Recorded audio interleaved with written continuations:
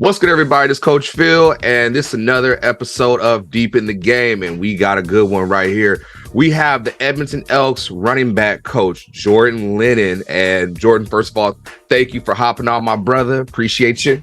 Hey, man. Appreciate you having me on, bro.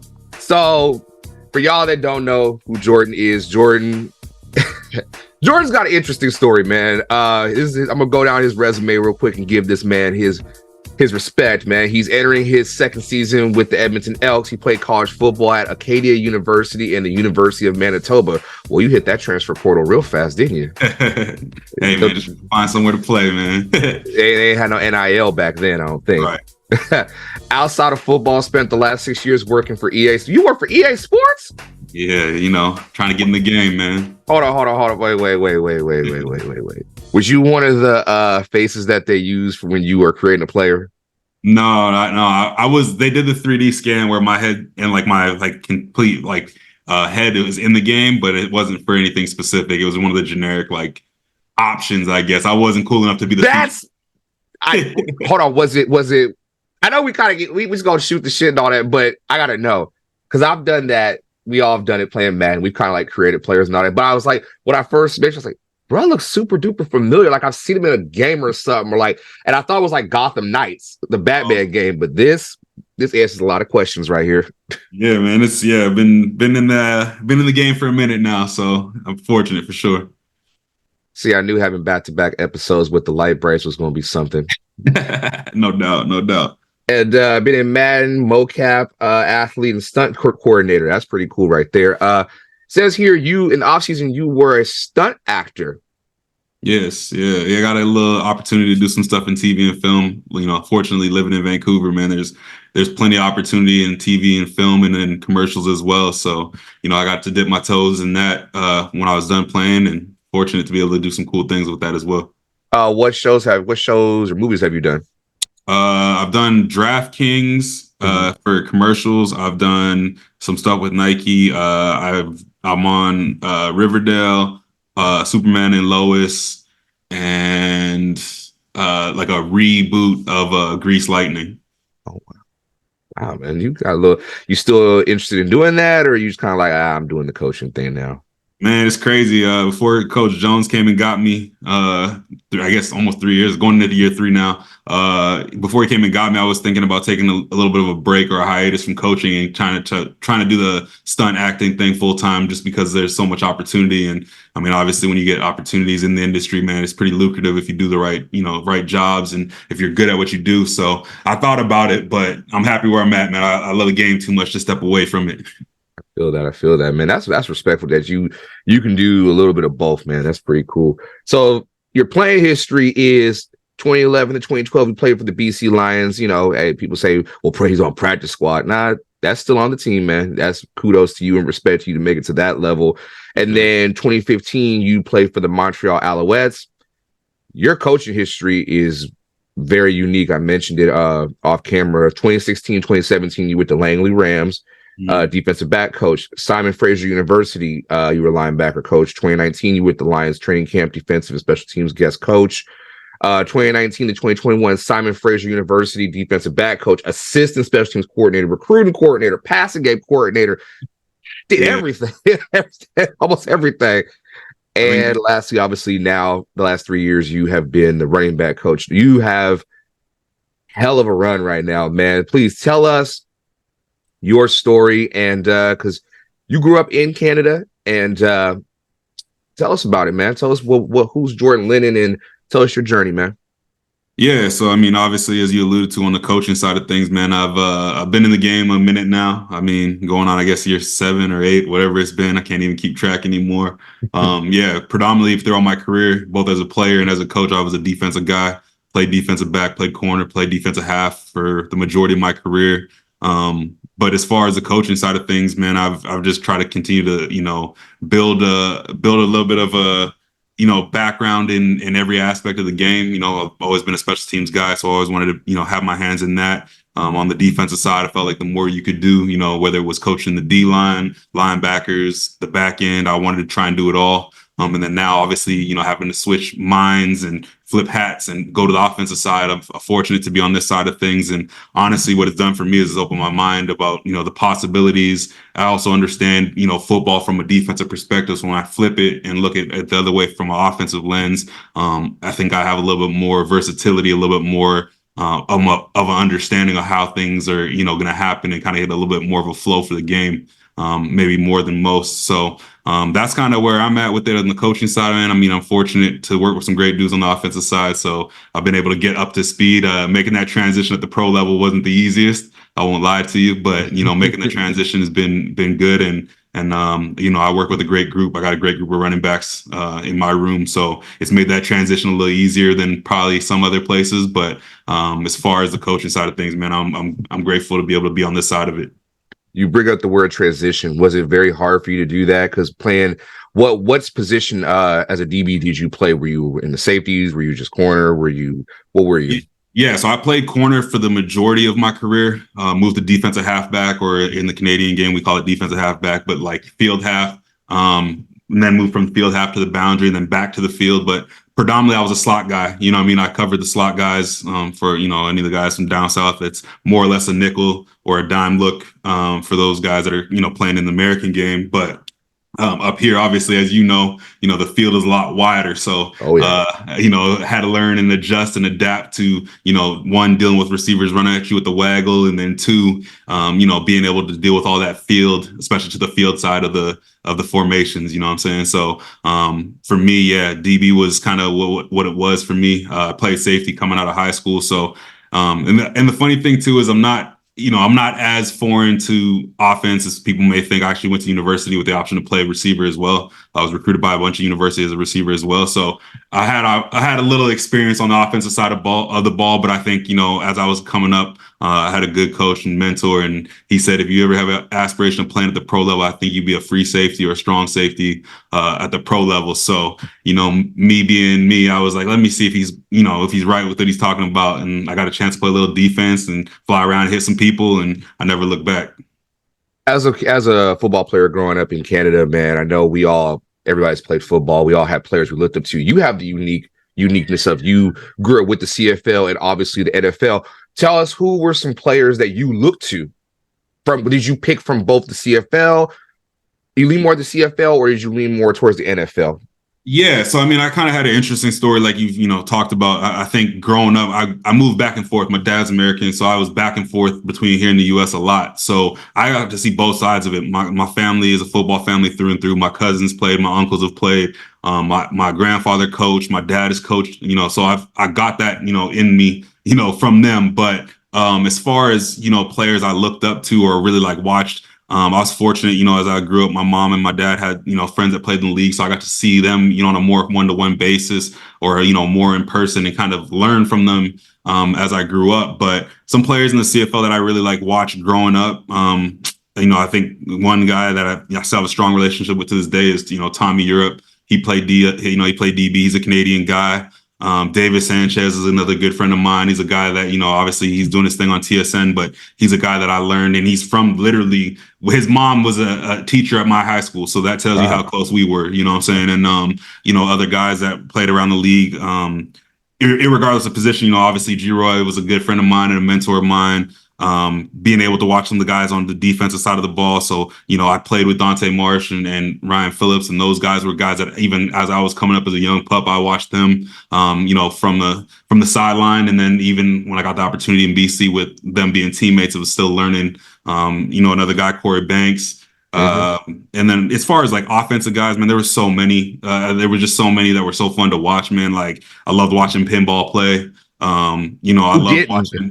Yeah, love watching Damon Allen play. I love watching Nealon Green play. So when it came to the CFL side of things, man, I always just watched. I was a fan of the game. I'm a fan of football. When it comes down to it, regardless of which side of the border I'm coaching on, I just love football. But those are my Canadian influences for sure. On the American side, man, on the defensive backside, I was a big Brian Dawkins guy, through and through. I watched his hype video before every game in high school. That used to get my mind right, get me locked in. So, Brian Dawkins, Sean Taylor, I had a lot of love for, Champ Bailey. I got a lot of love for Dion, obviously. And then, on the other side too, offensively, man, I was a big, I'm a Broncos fan. Don't tell too many people that hopefully, I don't get booed off the stage for saying that. But Nah. Terrell Davis was a heavy influence of mine. Shannon Sharp, those guys. So, for me, like I said, I'm a fan of football. I could go on and on, but those are some of the, key influences at a young age that really made me fall in love with the game. I like that, man. You such a uniqueness of it. How you grew up like that, you back and forth, as you said, and being able to, and I'll let you slide being a Broncos fan, because I think for that 2-year period, everybody was a Broncos fan temporarily with the Mile High Salute.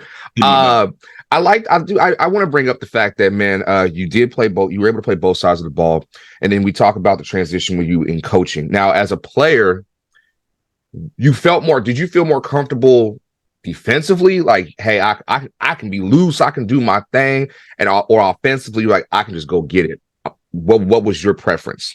That's a good question, man. I think selfishly as a kid growing up, you're the playmaker on your team, or, in your community, you always get the ball. You always have the opportunity to have an influence or impact on the game. So I think for me, I enjoyed it growing up. But I know for me, man, like I've always been a in your face physical type player, and I always like to just make contact. So for me, it was like the transition was a little more seamless to the defensive side of things, and I felt like I was a little more in control of the game. Obviously, you don't know where the ball's going, but if I do my job and cover the guy in front of me, I've done my job. You know what I'm saying? So that's, I think, where as I got older, I had a greater appreciation for playing on the defensive side of things. I think early on in my career, I wanted to have the ball in my hand. I wanted to be the guy to score touchdowns and make plays and, talk a little mess. But as I got older, man, I had a greater appreciation, especially playing DB, just for the technique and the IQ that comes with playing the position. I like that. And that's the thing a lot of people don't realize now. Just for the younger guys, they'll see this, playing DB is a lot of technique. They think it's just, I'm gonna be a ball hawk. Okay, how can you be a ball hawk? Right. Were you more of a hitter? Were you more of I can go get the ball? Any route you run, I'm gonna get in position to go pick that thing. What was your player profile? For sure. Yeah, no, I mean, for me, I felt like I was everyone's going to say this, but I feel like I was a well-rounded DB. I felt like I could do all those things. Like I said, I had a background in playing receiver. Giro will tell you, Giro told me not to make the switch to defense, and I kind of did it anyway. But naturally, I had, really good ball skills coming up. But I think that for me, it was more about, imposing your will. I like to really like make dudes feel me, like have that fear. Like if I'm gonna catch the ball, I'm gonna pay the price. So for me, I like to really be physical. But I think that the other part of it too was knowing to pick it, how to pick and choose your spots, right? It wasn't always about just trying to come downhill and blow things up. It was about being smart, playing my technique and then going and getting the ball if the opportunity presents itself.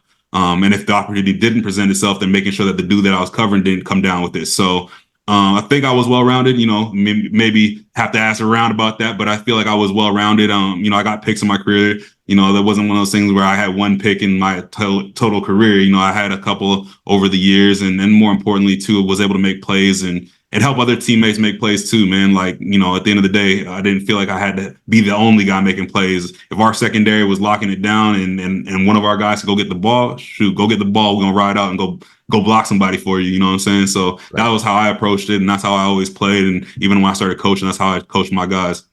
Was there a specific defense that you were more comfortable in as a player? And did it transition for you as in like, hey, I like when you go in the room with the coaches, like, hey, I kind of remember this, we did this, and you can talk it, you can preach it. So was there a certain system or play call, or you knew when your DC dialed it up, he's like, I'm gonna get this is mine? Yeah, man. I mean, for us, like anyone that played with me or that, guys that when I started coaching, especially early on in my career, would talk to me about coverage is like, I'm a big match guy. I grew up in a match system. You know what I'm saying? I shout out to Stan Pierre, my defensive coordinator in college. And a couple other guys that I learned from along the way, Coach Washington, who's out in Hamilton as a DC, B Miles was in Ottawa. Like those are my guys that coached me as DB and BC. So, but yeah, I mean, match is probably the most, my most comfortable, coverage. Some guys down south will call it fire zones. But we've always adapted to have some sort of iteration of that everywhere I've been. So, when I was at SFU, I had it integrated in our system, especially playing American. So we had a lot of fire zone type concepts. When I was in, junior coaching Canadian football, we ran a lot of match, a lot of things in the boundary where we could do different things to disguise, but ultimately it ended up being match coverage concepts. So for me, I think that's probably my most comfortable. And then, obviously the easy answer is, playing cover one or cover zero. It's just, drop your nuts and play ball. But I feel like match is mostly, where I feel most comfortable as a coverage.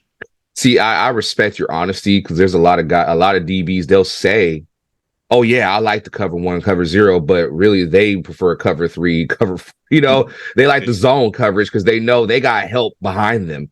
Right. I like that you can say, man, drop your nuts, we gonna do it. You might get me or I might get you. At the end of the day, it's a matchup. So I like that. Exactly. Did you prefer, like, when you were playing as a DB, when you saw offenses, were you more of like, they're a vertical team, I got my work cut out for me, or was it more, I'm gonna thrive on it. I know they're gonna try and go 30-40 every single doggone play, but I'm gonna keep up? Yeah, see, I think for me, I always welcome the challenge. We liked it. Like, if you had that confidence or that like swagger to you that you were gonna air the ball out, if you were a spread offense or if you were a run and gun type offense, or you felt like you could just line up and go air raid, we didn't mind it. Like, we welcome the challenge because I think at the end of the day, you want those opportunities, right? And in an offense that passes heavy or that wants to push the ball vertical, you have more opportunities in a game than you would against a team that's maybe more balanced or run heavy, right? So I enjoyed it, man, especially playing in the field, like, or playing, in the slot, playing halfback. Like, you have the ability to really influence how the coverage looks and also how it plays, right? So whether that's getting hands-on and rerouting, the number 2 or the number 3 receiver, whether that's running underneath routes so they force high throws, like, you can have so much, impact on the way the ball is pushed vertically down the field. So for me, man, like, everywhere I played, and then even when I transitioned to coaching, like, everywhere I coached is like, we want teams to come in here feeling like they can throw that thing around the parking lot. But the reality is, within 2 or 3 series, they're going to know that they can't. And then it's a run game or it's a balanced attack. But we want them to try. You know what I'm saying? Go ahead and try. It ain't going to last long, but you can try. Now we're getting to the nitty gritty of it, right? Because now we could talk a little football, because I like that. When you mentioned air raid, like, me coaching against air raid teams, it was the most funnest times as a DC or even as like a linebacker coach, because you knew, well, they ain't gonna run the ball one damn bit. So everybody sit back. We know what's coming. And it was never like short routes. It was, you knew what was coming. They always try to take that Mike Leach approach. And then I think it was like 2017, 2018, Cliff Kingsbury style was popular. Right. And everybody was like, I remember I told my guys a lot of times, we were like, okay, coach, what are we going to do this week? So like, let's say it was like we had practice on like a Monday, and they'd be like, coach, what are we going to do? And I'm like, we finna go 307. And they're like, what you talking about? Like, it was 317, excuse me. And they're like, what are you talking about? I was like, I want them to run it. I want them to, like, just throw it, but I want them to, please, we're giving you the yards. Yeah. And getting guys to, like, buy into the concept of, I'm going to give up something. Right. I can't stop. I talk about it on the channel a lot. As a defense, and you've experienced this, you got to give up something. Right. There's not one defense in the world that can stop everything. Right. I saw, like, early on in my coaching career, I saw teams still doing run and shoot concepts. Right. Like, and I've coached many DBs. Like, one guy, shout out to my boy KB. I did not like, this is crazy to say, but I've been wanting to say this for a minute. So I'm really cool with Reggie Stubblefield. And, Reggie, he's got the armbands and everything. And I'm like, I ain't never really seen anybody like Reggie Stubblefield play, because Reggie played so many different positions when he, when they went on their run this season. I'm sitting there looking at him like, and one of my players, he messaged me, and he was like, we were talking about something. I was like, KB, you look just like this dude I know from the CFL. And I told him about him. He's like, really? I'm like, yeah. Like, y'all style is very similar. Y'all both 6 foot. Y'all both around 190, 200. It's amazing to see, like, DBs. They're similar. They're very similar, but watching a DB buy into your coverage and watching them say, no, we want to run this. Did you ever have to experience that, like as a player, or did you ever have those moments like, coach, we know what we get and we see like an air raid or run and shoot, or we see like not a lot of West Coast offense, but like the certain concepts you can see. Yeah.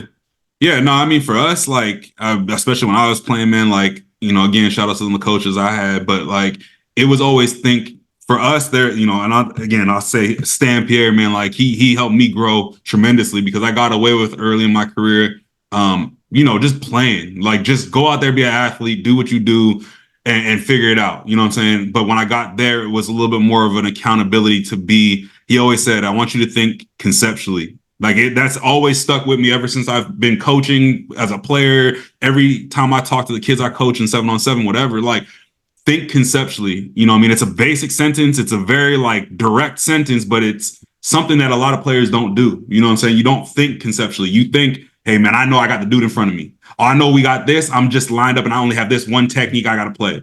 But you start to think conceptually and it's like, man, okay, I know if I get an out by 2, I'm gonna see what 1's doing. You know what I'm saying? Or if I get a go by, 1, I gotta kind of get underneath. There's ways of trying to start to play the game within the game. You know what I'm saying? And that's right. Understanding the concepts you're seeing from an offense. If we're talking as DBs, like yes, seeing what the formation is giving you, knowing what you've seen on film and trusting what you've seen on film is like, okay, they're giving us a 3-by-2. I got this look before. Oh, okay, we're at this part of the field. I know that they like to, run this concept. And then from there, you're in communication with the corner, or if you're the half, you're in communication with the safety, or, the corner might be talking to the half or whatever. So once you start to have that little nuance and understanding of scheme and concept, I promise you, like, it never fails. Like, players can play more freely. You know what I'm saying? And that's where, to the point, like what you're saying is like, well, like, was there things where you're like, nah, we got this? It's like, yeah, once you start to understand concept and scheme, then it's just going out there and playing ball. And at that point, you can undercut things, you can bait throws, you can really manipulate what the offense or the quarterback specifically is seeing. You know what I'm saying? And so that's where it's like, as a player, man, it was fun. Once you got to that point and you were able to kind of open your mind, that's when I started enjoying football. And that's what really honestly transitioned me into wanting to coach. Because I was like, I'm gonna be done playing one day. When I'm done, I'm gonna go do something else. But that's the best part of what we get to do is, man, you get to, grind every week and go look at scheme and watch film and then come with a game plan and trying to attack things you see on film. Both of us being young coaches, you understand, like it took me like maybe year 5 to grasp. It's no longer play calls, it's concepts. Offenses are running concepts, right? And when you do your research, it took me like researching like Bill Belichick's off, like what he does, right? And you do your homework. You've done your homework. You know what it is. Sometimes you have to go outside of what you guys do to build your own thing, for sure. And you open your eyes to now. I tell my guys all the time, dudes, we're gonna be about concept. You gotta look at the concept. The scheme is what it is. Yeah. But tendency is everything. I talked to a few guys from when I would go to the games, whatever, and they would just tell me all I ever heard them talk about was concept. So to hear it from you, that validates like, man, concept is now the new way offenses are working. For sure. And as a defense, we're so used to like how old are you again, Jordan? We're like a couple years. Yeah, I'm 33. Okay, yeah. So you're like, you're 4 years older than me. And like, so we kind of came up in that era, like that, the Legion of Boom era, and even like the Carolina Panthers defense. That was one of my favorite defenses to watch with Josh Norman, Coney Ely, all them. And I would study their defense and I see it was simplistic, but it could work against anything. And then watching the CFL, it's all concepts. It's no longer like, you remember like playing, remember like the offenses, it'd be these long ass play calls. Yeah. And you're like, why we got to make it that hard? And now they got the code words and all that stuff. But then as a defense, we're like over 3. Yeah. Just line up and run it. Yeah. But just get out here and do it. So you understand, just concept is the new concept, scheme, and tendencies. Tendencies will, if you as a for D lineman, it's not so much a tendency. You're just, all right, I gotta be my gap. I know my responsibility. I'm gonna do my job and just get to the quarterback. Yeah. Linebackers like myself, you play DB, we are tendency heavy. Like any little detail Right. is super important. Even just watching like an old lineman's hand position, his feet, or just even this down to the splits, and just is that how you taught your guys as a defensive coach? Is that the tendencies, or you got to see this? Look at the film. I think the biggest thing for any team and any staff really is you always want to kind of find the advantages, right? So you're watching film, and just like anything, right? You watch it enough times in a week, you start to pick up on those things, whether it's, how O lineman's kick step looks, or, like you said, his hand position, or, maybe it's the way a receiver hits the line of scrimmage, lets you kind of know whether he's hitting it full speed or if he's going to kind of come down into the box and be in the run game. So I think definitely as I was coming up, I think the biggest thing I always try to reinstill without overcomplicating things was like, find something in the concepts that we've seen. So there's probably anywhere between 5 and 10, especially the collegiate level. There's not a whole bunch more than that. It's 5 or 10 concepts they run really, really well. Okay, we've identified those. How do they get to those concepts? Okay, it's 3x2, or it's 4x1, or it's 2x3. Okay, cool. We've understood that. Now, who are their key players? And then when we've identified their key players, which is not hard to do, you check the stats, you can watch the tape, they flash or whatever. Now, how do I identify what that guy is doing on any given play? Is he a guy that takes plays off if he's not getting the ball? Is he a guy that, what I'm saying? There's so many ways of kind of deciphering how teams prepare or players prepare. So that's my thing. Was I always try to condense all that information and then just give it to our players in like bullet points. I always gave we call it tip sheets or cheat sheets, and I would just give it to them on the way to the airport, or I give it to them on the way on the day of the game, so they could just go back through the bullet points. They ain't got to think about it, ain't got to be looking over here reading paragraphs. It's just bullet points, like, hey man, this dude does this well, this dude don't do that well, this dude non-factor. You know what I'm saying? Like having those concise little information or bullet points so that dudes don't have to go searching, but you're also not out there, in a game situation, the bullets are really flying, thinking about, oh man, what was that note coach? Nah, just play fast. You know what I'm saying? But at the same time, know what you're getting. Okay, this looks similar to what we saw on tape, or this kind of looks off. This don't look like a normal formation or whatever. You know what I'm saying? There's so many little nuances to the game, but I always just try to compare and bring down that information to a more concise format, like giving them bullet points or telling them one or two things as the game is going on and unfolding. Because that's the thing too, right? Like at the end of the day, all the X's and O's are great. All the film is great. All the film study is great. But when you get out there, it don't matter what you saw on tape. No, you gotta read and react to what you're seeing right now in real time. You know what I'm saying? So that was always my thing to my guys, especially on the defensive side of it, man, is the offense has the benefit of knowing where the ball is going. You don't. So do your job, play your technique, and play ball. I used to always and still to this day, I will never, ever want to be in the booth because you don't get the same feel. Yeah. Some guys need that Hawks view, however you say it, that eagle eye view of the field. I don't really like that because I'm away from everything. A lot of like my play calling or like me calling the plays into my players it's off of feel. It's off of the environment. It's off of, all right, we're down and they're moving the ball. They getting into the red zone. Let me dial something up. It's something about that just for me. I mean, it's not for everybody. That's just me as a defense, But I always try to tell my guys, man, like long gone are the days of these long scouting reports and over and analyzing things. And it's good to hear that. I've done it myself too. It's like, all right, like I'll walk into one of my guys, like my boy KB, and I'll be like, he got a pink towel on, right? No doubt. He'll be like, yeah. Slants all day. And just walk away. You didn't hear it from me. I'm just saying. And walk away. So it's good to hear that, bullet points. A lot of these players now are more just get to the point. Yeah. Like so I don't have, because that old saying, the moment you think on defense, you lost. Right. Simplify everything.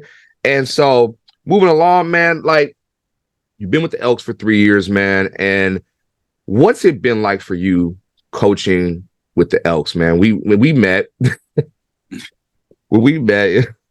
I even know it was for everybody that don't know. We first met at the team store in Edmonton, and I think we talked like maybe a good 30 minutes, just like we had known each other for a fat minute, but we had never like face-to-face talk. So, and we went around and checked everything out, and just sitting talking with you tell me the last couple years, man, everybody's been so super critical and saying this and saying that, and then your guys' season started out. Tell me what's changed, what direction are y'all headed, and how are you feeling about the program you guys got going right now?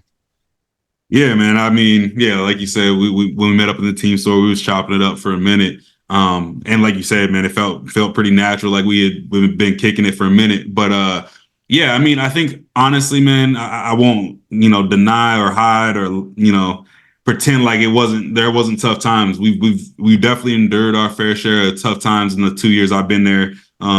So far. And I think the reality is when you step into a situation, no matter where it is, at whatever level you're at, especially when you inherit a program, you have to make changes. I mean, no matter what it is, no matter who it is, sometimes it's even some of your best players, man. I came into a situation my first year as a rookie at our level, at the CFL level as a coach, thinking, man, all right, I got a decent assignment. You know what I'm saying? I got a guy in James Wilder who's been a star in this league, had his little time in the NFL. My job is just to go in here and not mess it up. You know what I'm saying? I got a good, guy that I can lean on and a veteran and all those things. But the reality is, he was hurt. He was dealing with some other stuff off the field. And there's things that like prevented him from ever, being the dependable guy we needed him to be. So as a young coach, I had to learn to adapt and change and look at the things in my room and make sure that we still had the next man up mentality. But aside from that, organizationally, there was a lot going on. Obviously, we're not afraid to admit that we dealt with all the criticism about the name change and the fan base and their opinions of so many different things, and rightfully so. At the end of the day, when you've been a program or a franchise as storied as Edmonton is, you almost warrant that, criticism or giving your opinion. So we get it. We understand, what I'm saying? But at the same time, I'd be lying to you if I said it wasn't, a relief to get that monkey off our back and get that home win this year to kind of, mum or hush all that stuff down, because it persisted for 2 years, you know what I'm saying? And honestly, it persisted longer than that. It was going on prior to us getting here. Yeah. So, I mean, I think those things were definitely, outside noise that we, had to overcome. And then internally, man, I think the craziest part about it all, in my experience in my 2 years that I've been there, is I think on the outside, you see 0-4 last year, or year one with us to start the season. And then last year, 0-9 to start the season. Any situation that I've ever been in as a player or as a coach, that's mission critical. You know what I'm saying? That's the door's about to fall off, the building's about to blow up, that type stuff. And it was never that. I think the one thing I commend our guys on, and I commended on all year, and our staff as well, is we stayed together. What I'm saying? We didn't lose the locker room. We didn't lose the belief that we could change shit or get things right, get things back on the tracks. Was there things that didn't go our way? For sure. But, you look at the positives, or have the perspective of half full, half empty. And you look at situations like we jump out the gate on Winnipeg, we're up 22-0. We get up on, Montreal, we're 14-0 with a chance to go up 17-0. And then, obviously they return one back for a touchdown. It was 14-7.5. Like, there's so many instances along the way where, rather than feel sad or feel bad for ourselves, we really looked in the mirror and say, you know what? 95% of what's happened to us here is self-inflicted. Right. And that's where, I think the mentality and the work ethic and the locker room's togetherness stayed constant, was because we knew that we weren't getting beat by the opponent. Yeah, on the scoreboard we were, but as far as us playing our best game or a perfect game, that didn't happen all year. And even in the wins that we had, we weren't playing perfect games. We were doing enough to get those wins, but that's where I think the optimism stemmed from. And I think that, as we started to move throughout the season, we were able to kind of identify some guys that we can rely on, some guys that we can build around. And more importantly, too, that guys that wanted to be there. You know what I'm saying? When you're 0-9, everybody got a reason to check out, or everybody's got a reason to go elsewhere. You know what I'm saying? But in our building, it was, okay, this is where we're going to see who really wants to be here. This is going to see who's going to show up every day and punch the clock and to put their hard hat on and go to work. You know what I'm saying? So that's kind of where, in our building, man, I learned a lot. And even for myself, man, like I wouldn't lie to you and say that it was easy. You know what I'm saying? I wasn't going to say that I walked in the office at 0-8 or 0-6 or 0-9 being like, yeah, man, I love my job. Like, nah, the reality is like you come in that mug being like, all right, something got to give. And if it ain't going to be these kids or these players, it's going to be one of us. So we got to get this thing right. You know what I'm saying? So that's where my mentality, as the season won was like, man, let's just stay together. Let's just give these dudes every tool and every resource to be successful. And honestly, man, let the chips fall where they may. Did we come up short? Absolutely. Without a question. I don't think anyone in that building is okay with being 4-14 2 years in a row. And I think that's the reality too, is I think now going into year 3, much like in any organization or any franchise or any program, it's shit or get off the pot. You got to produce. We're in a production-based business, and the reality is us as a staff, we have to produce on all 3 phases. Our players in each respective position and to a man got to produce. And the reality is like, as much as we found pieces, there's still things that we need to, shore up or get better at. And so that's the goal, man. I think heading into this, 3rd year, I'm optimistic. Our entire staff is optimistic. And, I think the biggest thing is now we know what we need to do. It's not about knowing, oh, well, maybe if this goes right or that goes right, or if these guys give us a couple wins, we know what we have to do. So the mentality is attack every day. And that's not wait until May or June to start that up. It's, take this little time to heal up the bodies, get your mind right, step away from football. But, February, March, like we full tilt again. Like, and it's not waiting to start when the season starts up. It's starting now so we can get to the season and be ready to go and firing all cylinders. That's the thing. So I appreciate everything you said, man, because everything that you said falls in line to like what I was thinking. From my vantage point, when the season started, I already kind of knew what it was, but at the same time, there was like 3 spots in the season where I saw, damn, this could go either. This ship could go down at any time. Then there was the rebirth, and then there was, all right, they on their way. The first one was the 22-0 loss against BC. Yeah. That one was like, all right, we can't go no lower than this. And I was honest, and I told Coach Jones, I said I was super critical of you. I said a bunch of shit that I would say to your face at the time, because I had to learn. I didn't realize it was still a new program. Yeah. The program, it takes about 3 to 4 years, and not everybody gets the opportunity to get 2 or 3 years to build a program up. Right. Especially at the pro level. We see in the NFL all the time, guys go 3-13 or like Steve Wilkes in Arizona, he got 1 year and it was like 1-15. They got him out the window and got Cliff in there. Right. And then funny thing is, I don't ever watch the games live because I do my reactions and on the channel, whatever. The first game I watched live was y'all against Winnipeg. And I had to do a lot of work to get the game to show up here at Washington. Yeah. And because it was Trey's first start. And I said, I have been homing it all season. Start Trey. And it was his first. I was like, I'm gonna watch this. And y'all was up big. Then I was watching, I was like, it was that you were obviously, you worked for him. You remember that drive, the end of the 3rd quarter. Yeah. It was 3 defensive penalties in a row. Yeah. And it threw me I was like, they're shooting themselves in the foot. But I wasn't even mad. Even when y'all lost, I even said on the channel, this was the best game they played. Right. And then y'all went to Saskatchewan. Trey went crazy. Y'all had a couple games. It was like, oh, this is y'all showing something here. The last game was the last regular season game against Winnipeg. Y'all had nothing to win, nothing to lose. Y'all threw everything out there, and y'all still put up a damn fight. That's a testament to y'all as a organization, as a staff. Because even when I went there on the tour, when y'all played Montreal, walking in there and even like seeing Gino and seeing all the guys and walking in the locker room, y'all still had that energy. Right. Other teams would have been like, fuck this. Like, when we going to Cancun? When we going to Hawaii? Right.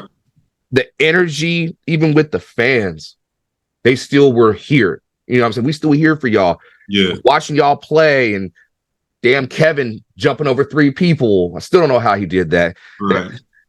But no, and I think that's the biggest thing, man, is like I think a lot of it too, it's what kept us going. You know what I'm saying? Yeah. Like I said, like the reality is everybody got to show up to work every day. You know what I'm saying? We're paid to do a job, point blank, period. And I think that was the hardest part, was we were always kind of reluctant to be like, man, if we push them too hard, that could be the straw that breaks the camel's back. And these would say, fuck it, and we out of here. Right. But that was the thing, is it was never that. Like the players did a lot of things amongst themselves to keep the group together. We did a lot of things like we would, give them a day off and we took them to a movie. We load up buses and go to a movie. Like we were doing things to just try and keep that group together. And I think the other side of that too is, like you said, the community, the organization, and the fan base stuck together. Right. The year prior, our first year there, man, it felt like oil and water. Like it was just toxic. It didn't feel like felt like it was us against them, us against the community sometimes, us against the organization. And it wasn't, but it just felt that way because of the toxic culture that had been there prior to us coming in. So when we started to kind of get things going, and you could see the energy and the excitement coming back into the building, into the stadium, like that was when it was like, okay, you know what? We got something. Do we have pieces we need to go get? For sure. Do we still have things we could do better and get better at? For sure. But now, as you look to the future, there's a lot more reason to be optimistic than pessimistic. You know what I'm saying? And that's where I think that was the biggest thing about like you said, the Winnipeg game, man. We're out of a playoff, race for now 3 weeks going into that game. And at that point, it could have been like, man, shit, I just got to stay healthy and get up out of here so I can go home, my wife and kids, and get on a plane somewhere nice and warm. Mm-hmm. Of our guys approached it like that.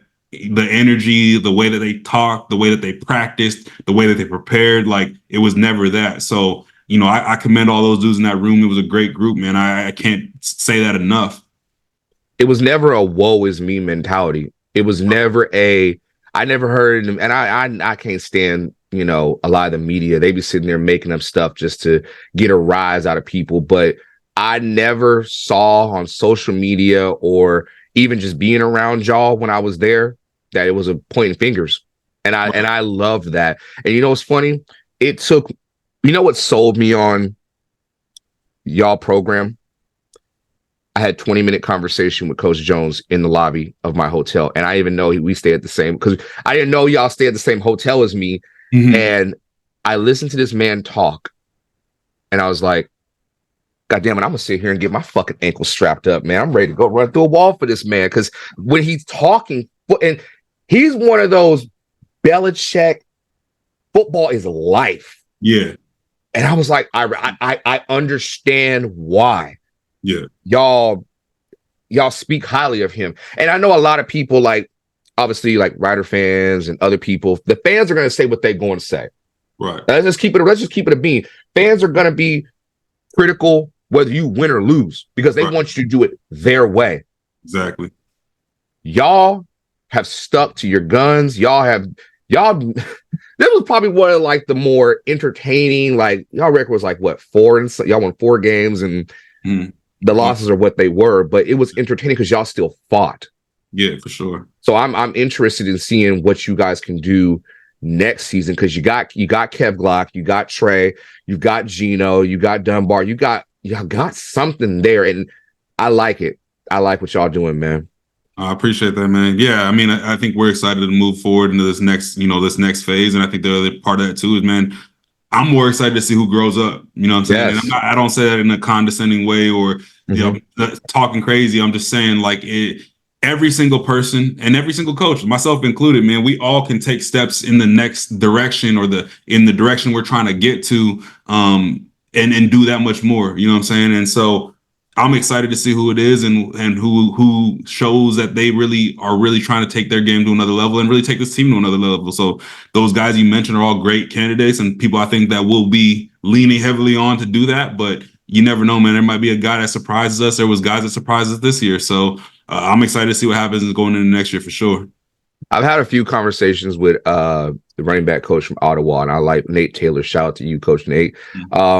I love listening. Another defensive guy, another DB, turn running back coach. Yeah, taking over the league. You know why y'all transition so well? Because y'all be looking in the backfield all the damn time, and y'all know every damn thing about what running backs and quarterbacks do. I talked to Nate a little bit, and I asked him when their season ended, what do you do? How do you, as a coach, as a position coach, not a coordinator, not a pass game coordinator, a run game coordinator, just a position coach? What do you look for? We kind of talked about it when I was there, but share with the people as a running back coach, what do you teach your guys? You don't have to give up all your sauce, but what's some of the fundamentals? What are some things you teach your running backs? Hey, this is how you can. I know I didn't play running back, but this is what I see you can do better. I see this is where you kind of show like what your move's gonna be. So Yeah. what do you teach them? Yeah, I mean, for our guys, man, there's like my guys will tell you, KB will tell you, I'm on their ass about everything. I'm call it OCD, call it trying to be a perfectionist, but the details matter. And the minute we don't, focus on the details is when things go wrong. So, for me, I think the three things I really try and almost over coach and constantly drill home is ball security is job security. As cliche as that sounds, it is, and it was really honestly more evident and prominent in my room because of the way we started the year. Kevin fumbled twice, really fumbled 4 times on the year, but fumbled twice in the first 3 games. And I'm looking at him, he's looking at me, and it was damn near the Spider-Man meme, everybody pointing like this. And the reality was, you're an extremely talented player in this league. And with aspirations of going to the next league. The only way that happens is doing everything right all the time. And, Coach Jones, had a quote or a thing that was told to him by Jimmy Johnson, I believe it was, or it might have been, Bill Parcells. Either way, the quote was something about, I'll never teach a running back how to hold on to the ball. I'll just replace him.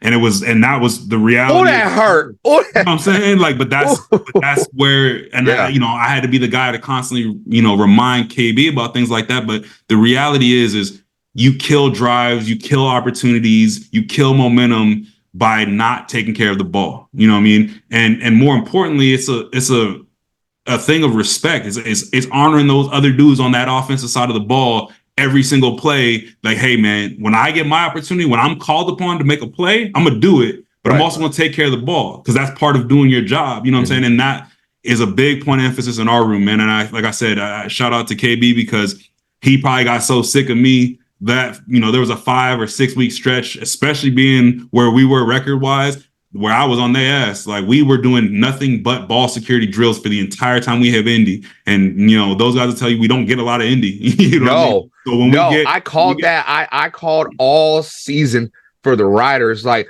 where are y'all better in y'all EDDs? You better be working on tackling. Exactly. And I realized I had some player tell me, he's like, we don't get that much time, man.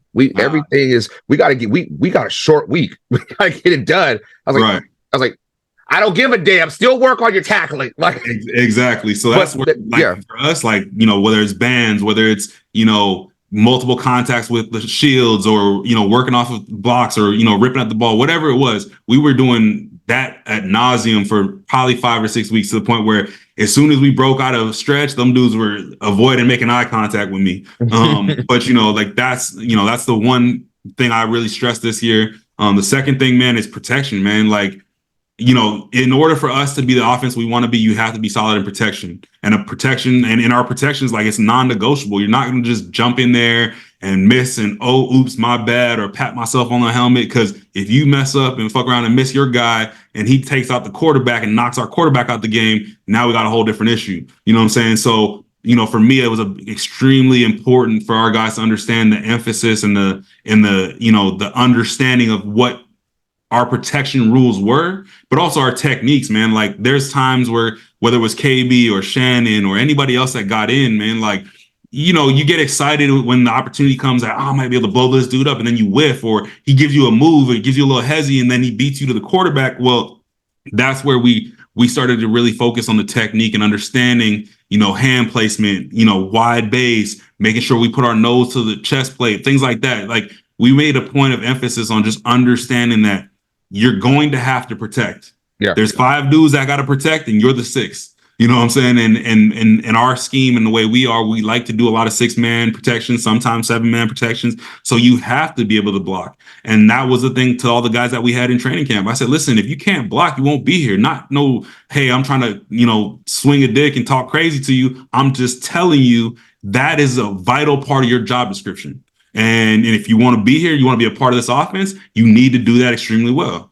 I can teach you how to run the ball. I can teach you how to I can give you free reign to jump cut, do your thing, whatever, but I can't give you free reign to go out here and just run around and dip your head and avoid contact or not strike with your hands, or, you know what I mean? So that's where, for me, that was another point of emphasis all year long. And it got better. I think in our room, our guys embraced the challenge. When, and even in games, like, you're going to miss one or two a game. Okay, you missed one. All right, coach, I got you. Oh, coach, I saw this. Or we pull up the iPad on the sideline in between series. Oh, coach, I know what I did wrong. You ain't got to show me. Okay, cool. Because we have that mutual understanding of the importance and the significance of that, right?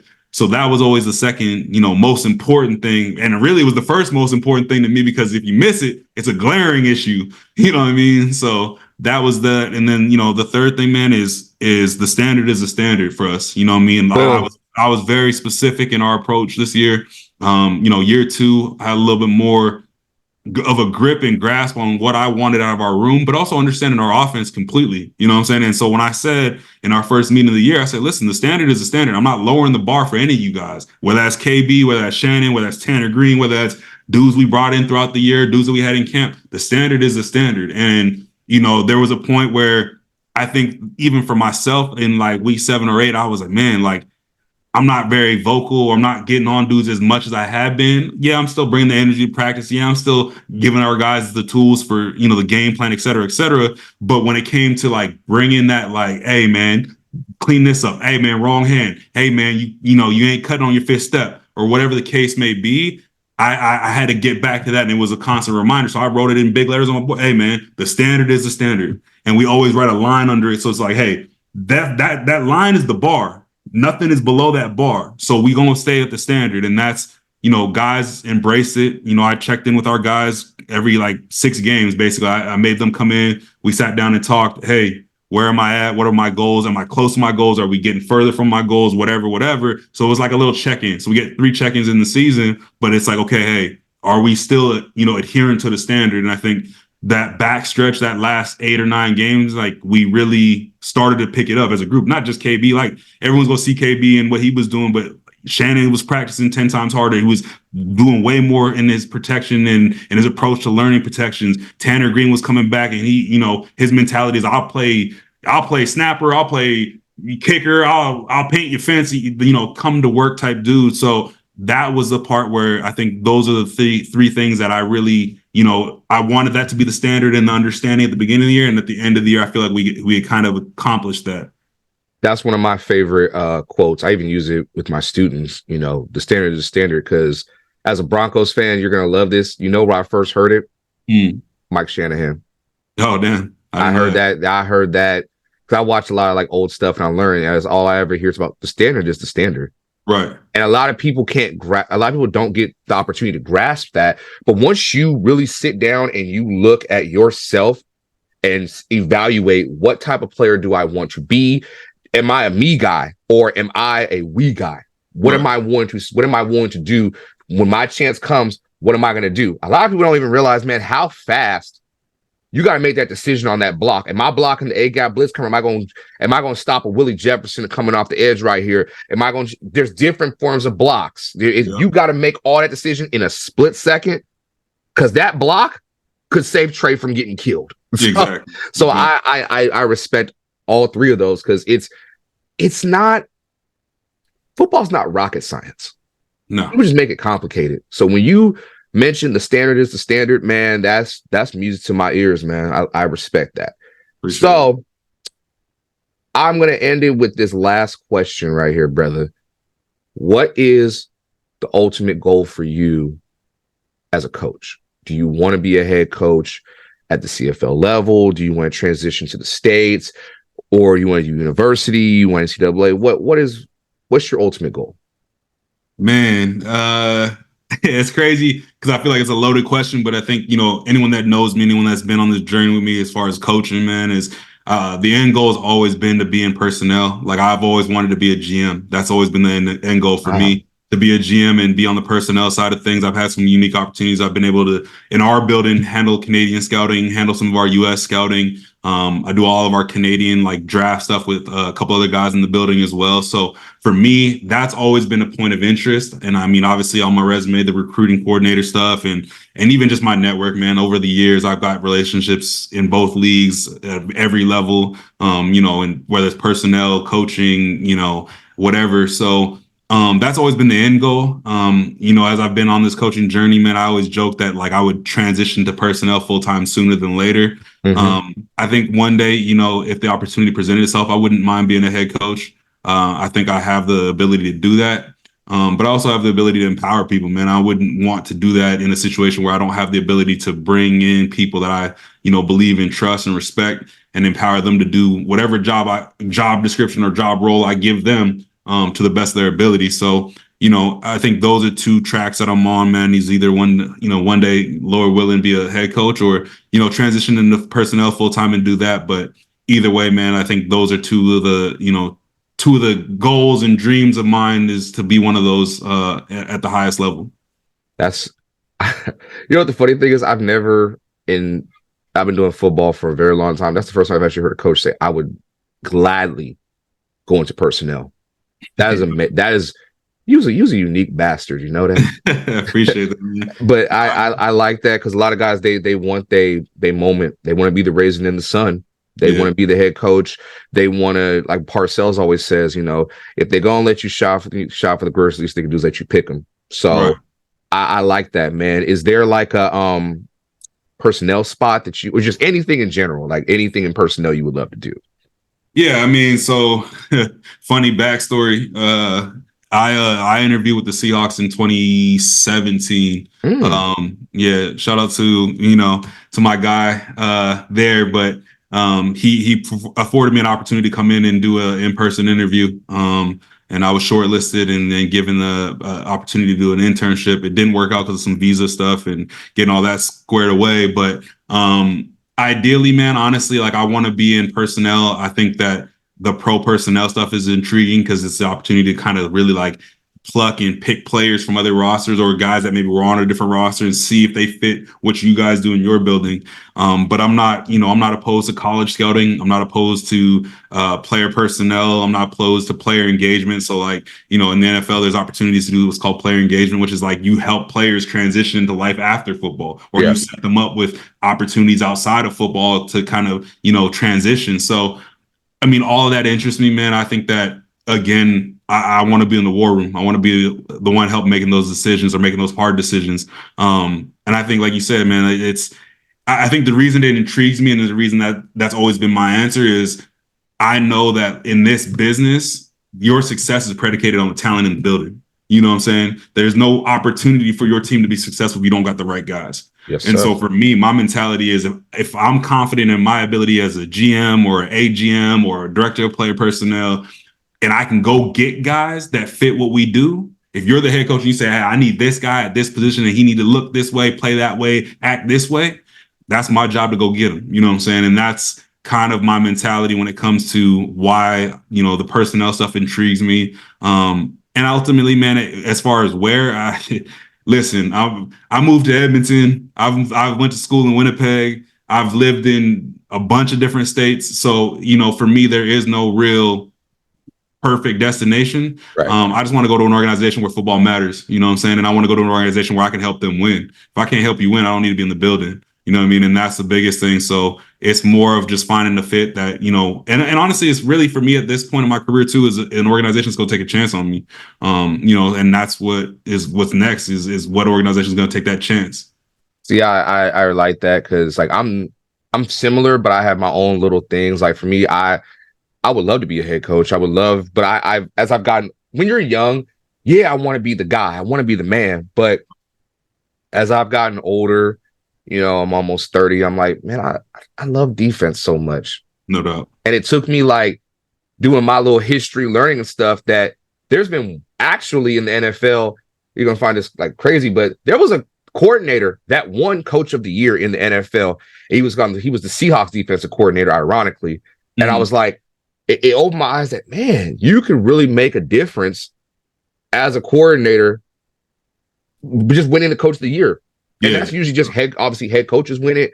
All that. I was like, man, I love defense so much that if I transitioned at some point from coordinator to head coach, that's a blessing. Hey, great, big payday, but notoriety, all that stuff. But something about, like, if I did become head coach, you as you said, pick the talent, all that stuff. Like you can't win without the talent. I kind of feel like, man, I'm such an X and O's person. I don't know. Am I wrong for feeling that? Like I would want to rely, like a Pete Carroll, John Schneider situation. Like I trust him. I trust, do your thing, and look how they've been. I like that type of dynamic where I rely on you, but not you leaving me to my own vices. Yeah.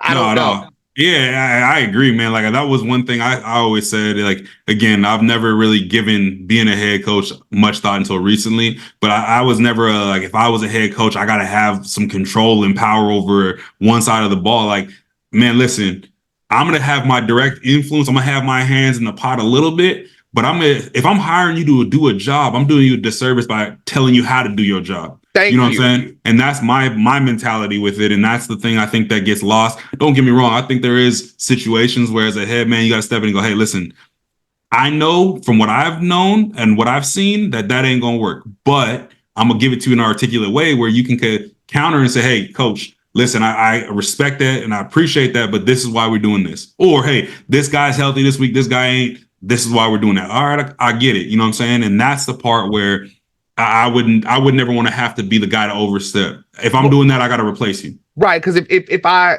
work for like a team, let's say professionally, and the guy that I'm the head coach, and the guy he's making all the decisions, whatever. If he's mad incompetent, I'm gonna say something to the hires like, look, dude don't know what he's doing. Now, I may not be able to do all the business stuff. I don't know that stuff from Adam and Eve. Only thing I can do is look at my direct deposit and say, look, I got mine. I can't really get you your paper, but I know the game. I know what I need. Every coach knows what they need to be successful.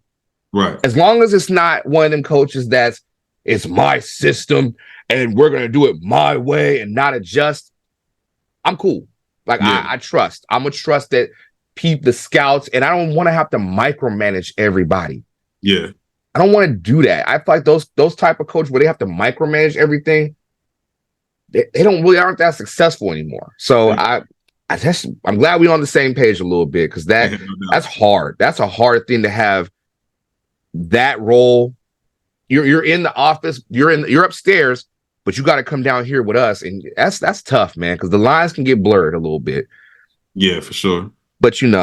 But man, this has been great, brother. I really appreciate you, man. Go ahead, man. Tell the people where they can find you, man. They can show you love and follow along with you on your journey, man. What's the IG and Twitter handle?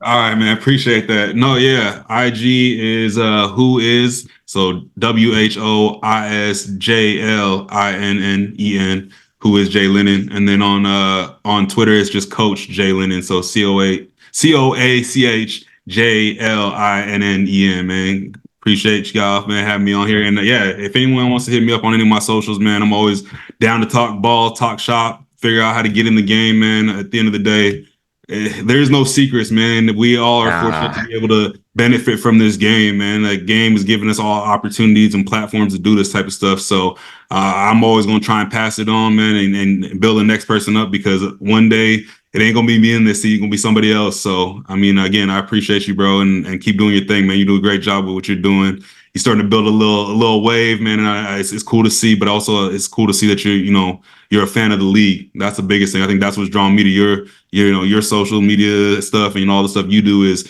you're a fan of the league and you do your research. You got some hot takes sometimes, but at the same time, it's from a good place and it's based on things that are true to what you know. You know what I mean? Now, whoa. I ain't finna see her hit the stop record. But first of all, the hot takes thing, I ain't said nothing egregious. You know what I'm saying? Now, I back up what the hell I'm saying a little bit. Well, all the way. But if I appreciate what you said, man. Hey, if I'm wrong, I'm wrong. And even like when I was talking crazy about Coach Jones, people were asking me, funny quick story real quick. I had a lot of people, this is before G-Roy was like Edmonton next. So I was going in on y'all for like 7-8 weeks. Yeah. And Odell Willis, fucking Dell, came at me. And I didn't know who he was from Adam and Eve. So I was like, what the hell is this? Like talking me crazy on Twitter. Right. And I didn't know which way it was going to go because he was saying like, coming, you know, Odell would come at you direct. We're both very direct. And I was like, what the fuck is this? And when we finally talked and he put game into me and explained to me the story, I was like, okay. I'm not going to eviscerate. And I even went on Twitter, I was like, I'm not going to eviscerate this man no more. I ain't going to say that. The next damn week, that BC game, and I said, fuck this. I rescind what the hell I said. This man needs to go. But then talking with Coach Jones and learning, I was like, man, all right. So, yeah, I ain't that bad with the hot. Now, there's some people that say some wild shit. Nah, not at all. It's just funny because, like I said, man, a lot of people won't say what you're willing to say. You know what I'm saying? And the other part too is you've always made a point of making sure that you're gonna hear someone out from their opinion and their perspective too, right? So again, that's all you can ask for in this world, man. Social media is a fickle place, and people like to talk their shit, but a lot of people aren't informed or educated on the topics they talk about. So that's the part. That's the hard part about all of it. Not to cut you off, but I gotta throw this out here, man.